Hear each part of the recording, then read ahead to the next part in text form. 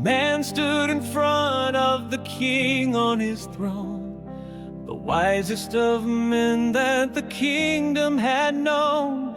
Now Daniel was old and beloved of the Lord, and true to his God in his thought, deed, and word.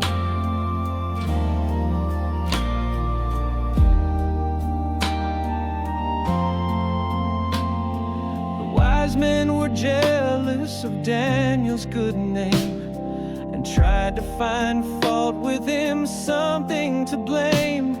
When nothing was found, they entreated the king to ban all men's prayers by the seal of his ring. No threat of death could deter him from praying 3 times every day. They thought they'd finally ensnared him, but God foiled their plans his own way. When Daniel had heard of the king's new decree, as he'd done in the past, he went down on his knees.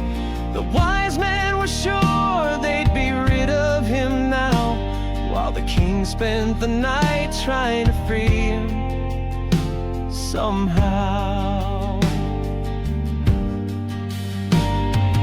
No threat of death could deter him from praying 3 times every day. They thought that they'd finally ensnared him, but God foiled their plans his own way. Don't expect to be kept from all trouble and strife. Just know that it's God who has charge of your life. There's going to be times when we suffer and grieve, to prove that we'll stand up for what we believe. The king didn't eat, didn't sleep all that night, and ran to the den in the early morn light. His voice had no hope as he called in despair. Daniel, my friend, did your God your life spare? No threat of death could deter him from praying 3 times every day. They thought they'd finally ensnared him, but God foiled their plans his own way.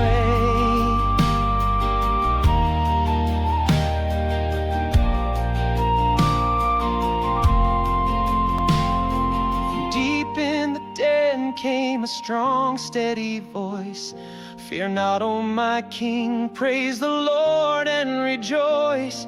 The Lord's kept me safe, for I've done nothing wrong, and I am unharmed, for the Lord's arm is strong.